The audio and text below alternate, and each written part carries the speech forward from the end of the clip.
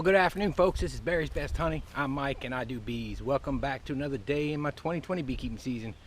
We're going all the way from winter through to fall here in my small operation in southeast Louisiana, and we are almost at the end of the season.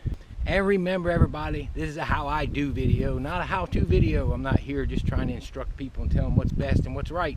I'm just logging my season a day at a time as I come out to the bee yard and show you how I do things here down south. So what we're doing today, really quick, I want to do a follow-up on those Beetle Jails and see what they look like, see how well they worked. I've got a few comments on the last video. Some people say they've used them and they're working and they are still available, which I knew they were still available. But they actually have a site, beetlejail.com, and I'll put that in the description. Let's see what they do first. But everybody has told me they work, and what everybody's liking is the same thing I'm liking, is that they sit flush down in those frames. So let's get to it. Let's take a quick peek at the traps. I've got them in two different hives, and this one I think I've got it in the upper and lower, so I'll have to pop the box, and we'll see how well they do. I'm also out here doing drilling holes, 1/4-inch holes in the back of all my bottom boards, because I'm going to have to treat again, as you saw in the mite video. So going back to that video real quick, I did do a little more thinking, and I'm starting to wonder whether maybe maybe I should have done the recommended 4 treatments every 5 days, because I wonder, with that hive being so strong, it was mentioned in a comment, I forget who it was, but he mentioned, you know, if you got a really good laying queen, maybe she was just laying so fast, and we just had some overlap brood that the oxalic acid didn't get to. Plus we had a lot of bees flying, so I think that's the ticket.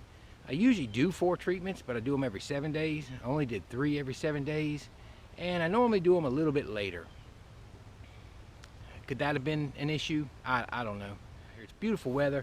It's in the, I think it just hit 80, and it's 2 o'clock. Man, that's like winter here. It's wonderful. It was 55 this morning. How about that? Southeast Louisiana, 55 degrees. Man, it doesn't get any better than that. Maybe that's a sign of a cold winter. I sure hope so. As much as I don't like cold weather, we could use a really good cold winter to knock these beetles back, knock my the sod webworms out of my grass. They've absolutely knocked out about 2 acres of grass on me. So anyway, let me get to it. I need to get these holes drilled, and then we'll slow her on down and take a look at those Beetle Jails and see what they did.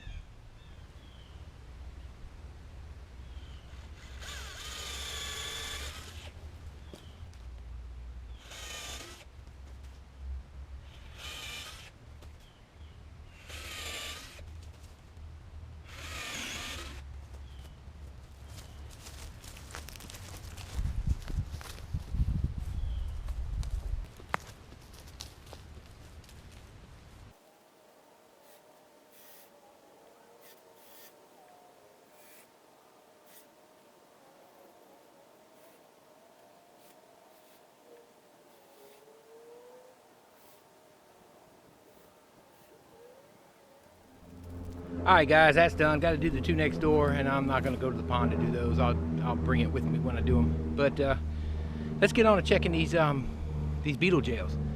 Man, I tell you, the bees are really working hard. And I did pull some pollen, as you might have saw at the very beginning, and there wasn't a lot. The little front end trap had a lot, but there wasn't a lot of pollen. But the bees are really working, so that means they're bringing in nectar. They're collecting a lot of goldenrod. The hives are strong smelling with goldenrod. So they're bringing in food for the winter. Now you may say, well, why aren't you putting a super on? Well, I think I mentioned in the last one I was going to put one on, and I did throw one over there on it, but you know, right now we got a lot of beetles, and I don't want the beetles to take over. It's been a bad year for them, to give them extra space to guard. And the reason it's so much extra space is my hives aren't like these big, giant, robust, booming colonies right now. They're I allow them to build up for winter on their own. I don't feed them through the dirt, so they actually dwindle down a little bit during the summer, because the queen slows down laying. And when she slows down laying, her patterns are really small. They're like this, and you'll see them, they get, you know, they'll be on one side of the frame or whatever, and she just does little patterns, and she picks it back up for the flow as she's building and replacing winter bees. But they're not huge, robust colonies, so without the numbers, they're really not going to be able to fill a super that fast anyway for our goldenrod flow, which is about 3 weeks. So, you know, that's one of the reasons I really don't have success putting supers on this lake. Now, if I were to feed these colonies during the dearth and really just keep them booming, keep them growing, I'd have colonies in the fall that, one, I could split if I wanted to, or two, I could super up for the flow, and if we have a good flow, they could fill up a super. But I don't do that. It's another expense for me. It's another thing I've got to do every day after work, and you know, I'm a hobby beekeeper, so we really don't go into, you know, into the fall trying to really build these things up huge. I don't want them to be weak going into the winter, but we have a long enough season where they seem to do all right on their own, as long as I don't rob all their honey from them in the spring and they get a decent flow. And anything that's light after this flow, we'll pour the 2-to-1 sugar water to them. I've still got 3 to 4 weeks of feeding I can do after the goldenrod flow down here, so there you go. That's one of the other reasons you won't see supers on them in the fall. And there are supers, but those were half full when we pulled spring honey, so I left them on. Matter of fact, one was almost empty, and those I'm just gonna pull at the end of the goldenrod flow, and we'll see if we can go ahead and bump them up in stores if they need it. But that's the only reason those were left on. And I did go ahead and put one on a strong colony just to see what they do. We'll see. And the hive smells of goldenrod.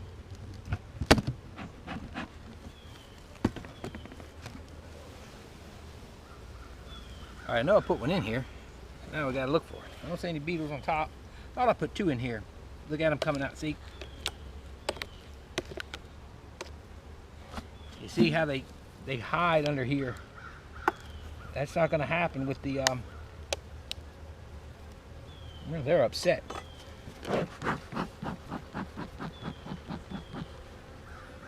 That's not gonna happen too much with the, oh, it was a bee, sorry bee.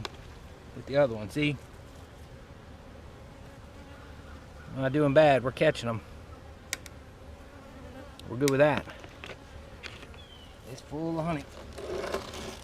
Alright, so there's our beetle jail.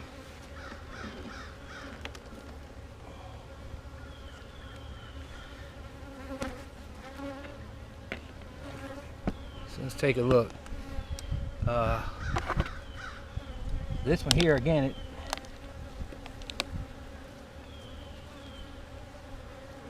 this is an old one.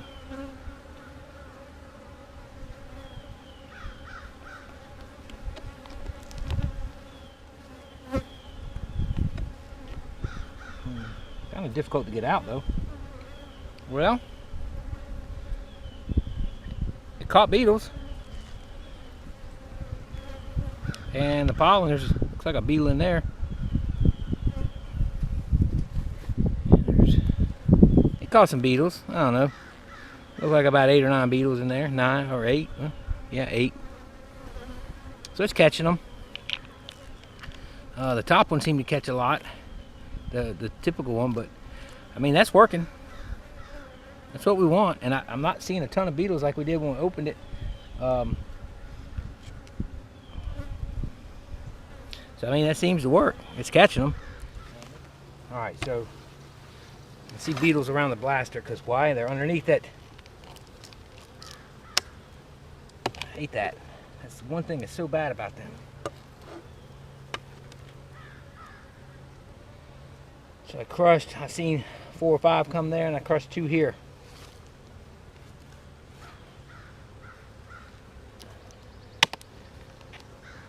See, they're underneath there. You get up underneath these traps. We knew that one was full though. That was full from last week, but it's still catching them because I see live ones in there. Oh, yeah. He just went down in the oil good. Let's see what this did. I guess what we could do is put a little smoke to them. Get them down in there. I guess you can use this hook. Let's see what we got. And we caught a few more. So I mean, it's working. Now that other one, do you remember that other one was already full like that? So I don't know how many we caught in there. But right here, we're catching them. And I like this, you can. So we're catching beetles. I don't know if the attractant's really doing anything. I had a viewer that said that he uses them, but he didn't know the middle box was for the attractant, so he wasn't using any, and they were working for him. So I guess sheer fact that they're going to need to go in a hole and hide will put them in that oil, but the bait draws them to it, I guess. I mean, they're working. I can't. They're catching something. I really like that the beetles don't hide underneath them. I'm okay with that. Probably need to put them in a more heavily infested hive. Maybe hive number 2 that we condensed. So might put one in there, and then next week when I check on that other intervention, I'll check on that one. Folks, this hive here was the one we reduced. And it had a lot of beetles. So here's what I'm going to do.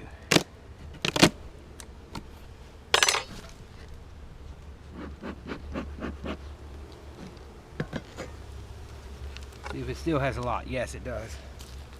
Y'all see all those beetles? I'll take a look. Alright guys, so y'all saw all those beetles, I hope, on that lid. I just went and crushed a bunch. That's all you can really do. Hive is packed up with bees, that's good.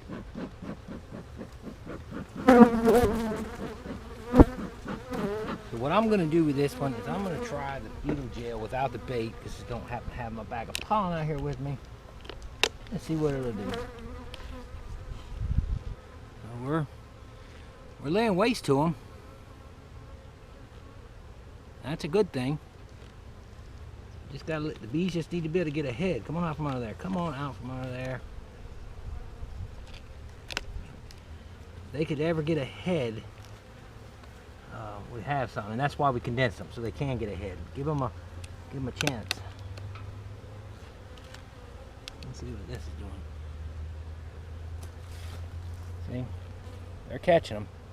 So beetle blasters work, guys. They definitely work, and I mean that's, we know that, but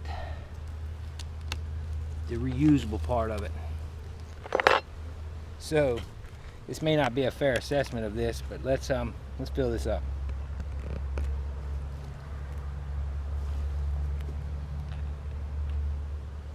Okay, well, oh, that's a little much. I don't like that much. We're not gonna have any bait, so maybe that's good. I'm trying to do this between the hives. I don't want to do it over the hive. If I mess up, it's hard to see with the glare in this veil. All right, so there we go. Lid's down. Let's see what this thing will do without any attractant. Now, I always put them in the corners and edges, and that's what most is recommended with the beetle blasters themselves. I think it's going to be a bear to get out of there, but because they trap them to the corners. So we'll see. Maybe we'll catch some in there too. All right, let's cover these. I do like to see. I am glad we condensed this hive. It really, really looks good and packed up. That's what we want. How heavy is it? Because I didn't start feeding it like I said I would. It's stuck to the. It's actually got some weight to it. It's not terrible. I mean, it's going to need feeding, but we'll see what they need after the goldenrod. Well, all right, guys. That is a wrap for today. Wanted to get some holes drilled in the hives. That is an easier way to administer oxalic acid with that Provap. Got that done. I'm gonna treat probably in another week and a half to 2 weeks. It makes me a little nervous waiting, but I'm actually got stuff going on. I'm not ready to start my regimen, because once I start it, I want to stick to it and get it done at the right days. So that's the plan of action for that, and the Beetle Jails. We'll talk about those really quick. I mean, I didn't see a ton of beetles in them, but I have, you know, they caught beetles. I believe they work. I would have liked to see more, but in all fairness, I stuck them in there with a bunch of beetle blasters too. So, and really what I probably should have done, and now that I think back, is I probably should have put them in a hive by themselves with an infestation. But I got nervous because I know the beetle blasters work. so I just didn't want to. I just wanted to get beetles trapped as fast as possible. I mean, experimentation is fine, but not when you got beetles overrunning the hive. So it is, you know, they did work. The second one was even better. We had a dozen mites in there. A dozen beetles in there, and that's what we're looking for.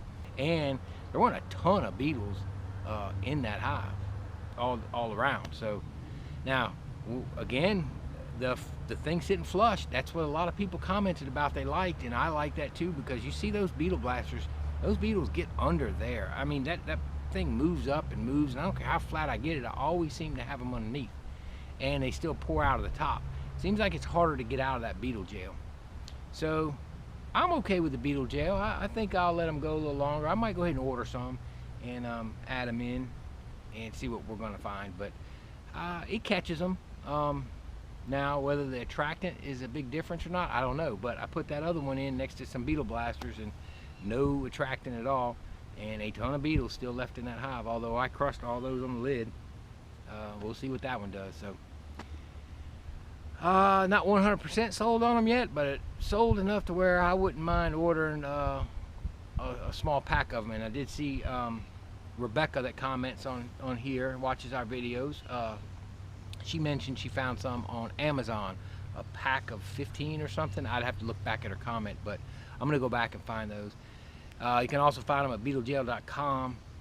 Seen them there, and then somebody commented that Kelly now has them.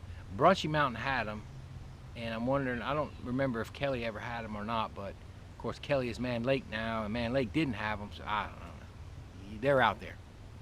They're probably pricey, but I'm willing to buy a dozen of them and try them. I'm not willing to buy 40 or 50 yet. Alright guys, well hey look, I appreciate everybody watching. I hope you liked the video. If you did, don't forget to give it a thumbs up, and don't forget to share this video with your friends, your family, or anybody who just enjoys watching bees. This is Barry's Best Honey. I'm Mike, and I do bees. Y'all have a wonderful, wonderful afternoon, and may God bless all of you.